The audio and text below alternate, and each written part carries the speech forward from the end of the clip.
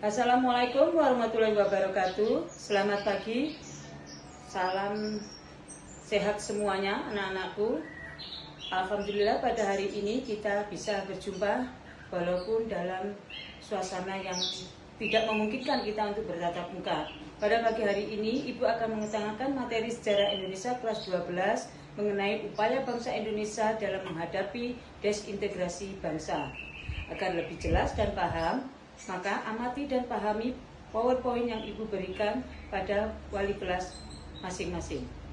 Wassalamualaikum warahmatullahi wabarakatuh.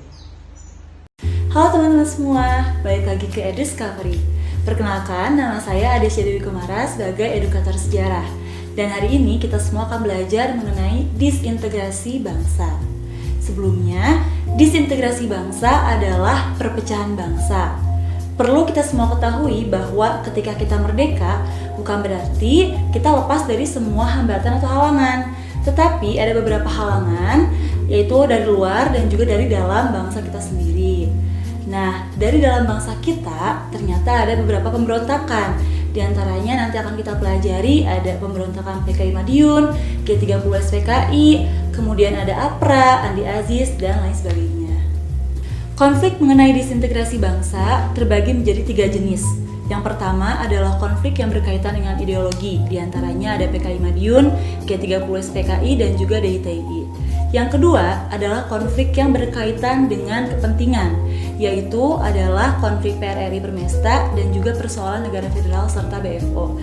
Dan konflik yang ketiga adalah jenis konflik yang berkaitan dengan ketentaraan. Di antaranya ada konflik Andi Aziz, APRA, dan juga RMS atau Republik Maluku Selatan. Yang akan kita pelajari pertama adalah konflik yang berkaitan dengan ideologi, yaitu PKI Madiun, G30S PKI, dan DITI. Yang pertama adalah konflik PKI Madiun. PKI Madiun tentunya terjadi di Madiun dan diawali dari perjanjian Renville. Kalian semua pasti pernah mendengar nama Amir Syarifuddin kan? Amir Syarifuddin adalah salah satu Perdana Menteri Indonesia yang pada tahun 1948 terpaksa diturunkan dari jabatannya sebagai Perdana Menteri karena tidak disetujui oleh rakyat dikarenakan adanya perjanjian Renville. Nah, Amir Syarifuddin yang merasa dendam terhadap penurunannya tadi kemudian membentuk yang namanya Front Demokrasi Rakyat, yaitu kesatuan dari beberapa partai-partai berhaluan kiri atau berhaluan komunis di Indonesia. Di antaranya ada Partai Komunis Indonesia, ada Partai Sosialis Indonesia, ada juga Partai Buruh Indonesia.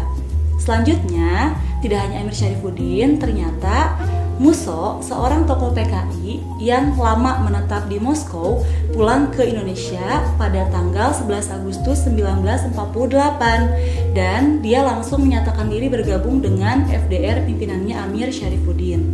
Setelah itu mereka berdua pun berencana untuk mencapai tujuannya masing-masing, di mana Amir Syarifuddin merencanakan penurunan terhadap Kabinet Hatta dan Musso merencanakan membentuk negara sosialis Indonesia yang berpusatnya di Madiun.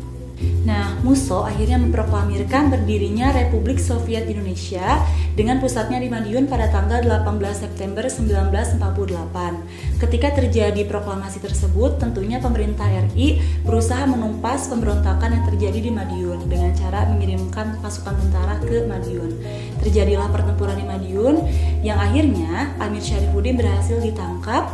Kemudian Musso berhasil tertembak mati dan sisa dari pasukan PKI yang ada yang ditangkap dan ada juga yang kabur ke daerah Kediri.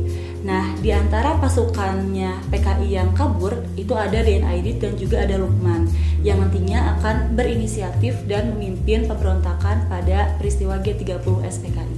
Pemberontakan yang kedua adalah pemberontakan DITI, yaitu singkatan dari Darul Islam Tentara Islam Indonesia. Nah, pemberontakan DITI ini terjadi di beberapa daerah di Indonesia.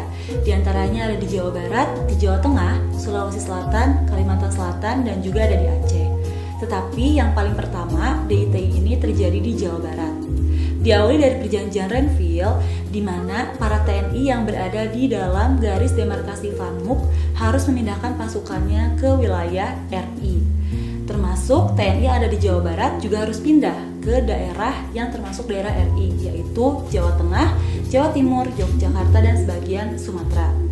Tetapi beberapa TNI yang ada di Jawa Barat, tepatnya adalah Laskar Hizbullah dan Laskar Sabilillah yang dipimpin oleh Kartosuwiryo, menolak untuk pindah. Dan ketika di Jawa Barat terjadi kekosongan kekuasaan, Kartosuwiryo memproklamirkan berdirinya Negara Islam Indonesia dengan didukung oleh Tentara Islam Indonesia sebagai tentaranya. Proklamasi itu dilaksanakan pada bulan Agustus 1948. Untuk menumpas pemberontakan DITI, pemerintah RI mengirimkan tentara divisi Siliwangi ke Jawa Barat dan divisi Siliwangi menggunakan taktik pagar betis untuk menyerang DITI. Operasi militernya sendiri dinamakan Operasi Baratayuda. Dengan menggunakan operasi militer pagar betis atau Operasi Baratayuda ini, akhirnya pemberontakan DITI di Jawa Barat berhasil dipadamkan dengan tertangkapnya dan tertembak matinya Kartosuwiryo di Tasikmalaya pada tahun 1962. Pemberontakan DITI selanjutnya adalah di Jawa Tengah. Pemberontakan DITI di Jawa Tengah juga terjadi pada tahun 1948 dengan dipimpin oleh Amir Fattah. Untuk latar belakangnya, Amir Fattah ternyata ditawari jabatan sebagai Panglima DITI di Jawa Tengah oleh Kartosuwiryo dan Amir Fattah pun menyetujuinya, sehingga Amir Fattah bergabung dengan DITI. Pemberontakan DITI di Jawa Tengah ini akhirnya berhasil dipadamkan pada tahun 1951 ketika Amir Fattah tertangkap dikarenakan kurangnya dukungan dari penduduk sekitar. Pemberontakan DITI yang selanjutnya adalah di Sulawesi Selatan dipimpin oleh Kahar Muzakar. Jadi Kahar Muzakar sendiri sebelumnya adalah seorang tentara yang bertugas di Jawa, tetapi dia dipulangkan ke tempat asalnya yaitu Sulawesi Selatan untuk mengatasi pemberontakan dari KGSS atau Komando Gerilya Sulawesi Selatan. Setibanya Kahar Muzakar di Sulawesi Selatan, dia bukannya menyelesaikan masalah KGSS tapi malah ikut bergabung dengan KGSS. Dan setelah dia bergabung dengan KGSS, dia pun menyatakan dirinya bergabung dengan gerakan DITI-nya Kartosuwiryo. Sehingga Kahar Muzakar pun kemudian menjadi salah satu pemberontak yang akhirnya tertembak mati pada sebuah pertempuran di tahun 1963. Pemberontakan DITI yang keempat adalah pemberontakan di Kalimantan Selatan dipimpin oleh Ibnu Hajar. Jadi Ibnu Hajar adalah salah satu panglima angkatan laut di Kalimantan Selatan yang merasa kurang puas karena kebijakan pemerintah akan membubarkan angkatan laut di Kalimantan Selatan. Akhirnya dia pun bergabung dengan pemberontakannya Kartosuwiryo. Tetapi di tahun 1963 Ibnu Hajar tertangkap dalam sebuah pertempuran dan dia pun dihukum mati oleh pemerintah. Pemberontakan DITI yang terakhir adalah pemberontakan DITI di Aceh yang dipimpin oleh Daud Bereh. Nah, latar belakangnya sendiri agak berbeda karena dimulai dari ketidakpuasan rakyat Aceh ketika mereka dimasukkan ke dalam Provinsi Sumatera Utara. Di tahun 1953, Daud Bereh mengumumkan bahwa Aceh termasuk ke dalam salah satu bagian dari negara Islam Indonesia. Untuk mengatasi hal itu, pemerintah pun kemudian mencoba mengakomodasi dengan memasukkan Aceh sebagai provinsi tersendiri di tahun 1959. Pada tahun 1962, Daud Bereh kembali dari pertempuran dan dia pun diampuni oleh pemerintah. Jadi tadi itu adalah konflik-konflik yang berkaitan dengan ideologi dan sekarang adalah konflik yang berkaitan dengan kepentingan atau ketentaraan di Indonesia. Konflik yang pertama adalah konflik APRA atau Angkatan Perang Ratu Adil. APRA sendiri adalah sebuah milisi bersenjata yang dibentuk oleh Kapten Raymond Westerling dengan pusatnya di Bandung pada tahun 1949. Selanjutnya, APRA ini memberontak pada tahun 1950 karena mereka menolak kehadiran APRIS atau Angkatan Perang Republik Indonesia Serikat ke Bandung. Westerling sendiri dibantu oleh Sultan Hamid II dari Pontianak. Nah, Sultan Hamid II bergabung dengan pemberontakan APRA dikarenakan kekecewaannya tidak dijadikan Menteri Pertahanan di Indonesia, sehingga dia punya keinginan untuk membunuh Sultan Hamengkubuwono ke-9 sebagai Menteri Pertahanan. Dia juga ingin membunuh TB Simatupang, yaitu seorang kolonel angkatan darat, sehingga Sultan Hamid II dan Westerling merencanakan penyerangan ke Jakarta. Tapi penyerangan ini gagal, akhirnya Westerling kabur ke Belanda dan Sultan Hamid II pun ditangkap dan dijatuhi hukuman mati oleh Presiden RI. Selanjutnya adalah pemberontakan Andi Aziz.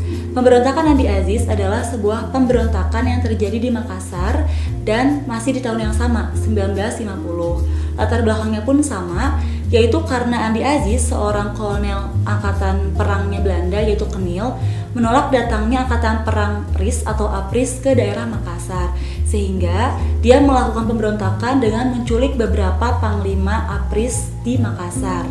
Pemerintah mencoba mengakomodasi keinginan Andi Aziz dengan memberikan Andi Aziz toleransi untuk melapor ke Jakarta dalam tenggang waktu 4 kali 24 jam atau 4 hari. Tetapi selama 4 hari tersebut Andi Aziz tidak melakukan apa-apa dan dia malah terlambat untuk melapor ke Jakarta. Sehingga setibanya Andi Aziz di Jakarta, dia langsung ditangkap oleh pemerintah dan langsung diadili. Pemberontakan yang selanjutnya adalah pemberontakan RMS atau Republik Maluku Selatan.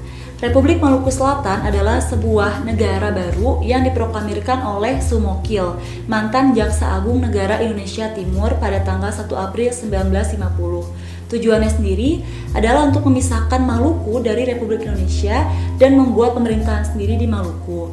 Selanjutnya, pemerintah mencoba berunding dengan Sumokil dengan mengirimkan Dr. J. Leimena ke Maluku. Tetapi perundingan gagal, sehingga pemerintah pun harus melalui jalan militer untuk menumpas pemberontakan. Dikirimlah Alex Kawilarang ke Maluku, yang akhirnya pada tahun 1963, Alex Kawilarang beserta pasukannya berhasil menangkap Sumokil di Pulau Seram. Sumokil pun kemudian dijatuhi hukuman mati. Nah, sekarang kita akan mempelajari pemberontakan atau konflik yang berkaitan dengan kenegaraan atau pemerintahan. Yang pertama adalah konflik PRRI Permesta.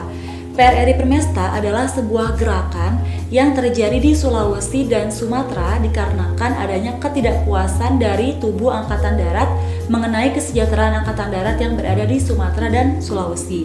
Mereka menganggap bahwa kesejahteraan tentara di Jawa jauh lebih sejahtera dan jauh lebih makmur dibandingkan dengan tentara di Sulawesi dan di Sumatera. Akhirnya, mereka mendirikan beberapa dewan-dewan sendiri. Di antaranya ada Dewan Benteng, Dewan Gajah, Dewan Manguni, dan Dewan Garuda. Dewan-dewan yang tadi itu bertugas untuk merebut pemerintahan di daerahnya masing-masing. Seperti contohnya, Dewan Banteng harus merebut pemerintahan di Sumatera Barat. Kemudian Dewan Gajah harus merebut pemerintahan di Sumatera Utara. Pada tanggal 15 Februari 1958, Ahmad Hussein menyatukan dewan-dewan yang tadi dalam sebuah pemberontakan yaitu PRRI, dan dirinya mengultimatum pemerintah pusat serta mengatakan bahwa telah dibentuknya pemberontakan atau pemerintahan revolusioner Republik Indonesia, disingkat PRRI. Selanjutnya, berita mengenai adanya PRRI menyebar ke daerah Sulawesi yang lainnya, sehingga di Sulawesi muncul juga gerakan Permesta yang merupakan gerakan dukungan terhadap PRRI. Operasi militer pun langsung dijalankan, dan di tahun yang sama yaitu tahun 1958 pemberontakan pun berhasil dipadamkan. Nah, sekian pembelajaran kita hari ini mengenai disintegrasi bangsa. Dadah. Wassalamualaikum warahmatullahi wabarakatuh.